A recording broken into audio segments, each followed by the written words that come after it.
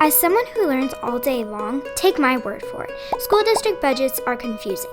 It's a web of complicated formulas and funding sources that become more complex as you learn more about it. But grasping some of the basics of how the Queen Creek School District receives and spends money can go a long way in understanding how your tax dollars work to meet the needs of children like me in our community. Queen Creek receives money from two main sources, the state of Arizona and the federal government. About 90% comes from the state and about 10% comes from the federal government. Federal money is designated for such things as special education services and to support learning needs of students living in poverty using Title I funds. The thing is, the money can only be used for those programs. The district can't use the federal money for anything else. In fact, as you will find out later on, pretty much every dollar the school district receives has strings attached. State money is broken down into two main pots, maintenance and operations, or M&O, and capital.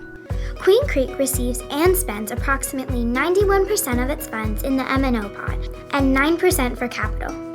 Maintenance and operations are your day-to-day expenses, your operating expenses. These include salaries for employees, utilities like lights, transportation services, and general supplies. Capital expenses are durable items such as buildings, furniture, equipment, technology, textbooks, and buses. Remember those strings I talked about?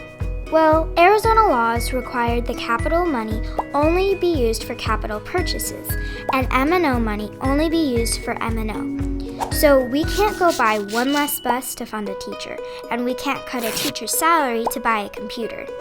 Now, say the school district would like additional money to provide a better education for me and my friends. That goes above and beyond what the state and federal government provide. They can go out to their local community and ask for something called an override or a bond, which is a tax on property.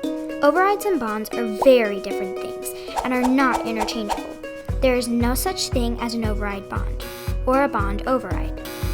A bond is designated for capital money, those buses, school buildings, and technology. A bond can only be used for those capital purposes. Queen Creek voters approved a bond in 2010 to update technology and equipment, which provided interactive smartboards, document cameras, student responders in every classroom, construction and renovation of school buildings, and transportation vehicles. Again in 2014, voters approved a bond to build a school in the Queen Creek northern boundary, renovations of existing school buildings, preventative maintenance, and transportation vehicles. The district can call for either a capital override and/or an M&O override. The first M&O override was approved by voters in 2002, and voters reauthorized the override in 2007. However, in 2013, Queen Creek School District asked voters to approve an M&O override to fund raises for highly qualified teachers and district employees, elective offerings, and lower class sizes. Unfortunately, the voters decided not to renew that override. Therefore, that money goes away, along with those things it funded. These pots of money that Queen Creek receives don't look the same from year to year. In fact, they can look very different depending on how many students enroll in Queen Creek, whether or not voters approve the override, or whether or not the state or federal government decides to cut funding. They've been getting pretty small over the past few years. Despite these shrinking pots, Queen Creek continues to live within its budget. Queen Creek was labeled as an A district by the Arizona Department of Education. It's ranked as one of the top 10 unified school districts for the last 3 years. It's home to a middle-level Principal of the Year and has multiple awards for financial reporting.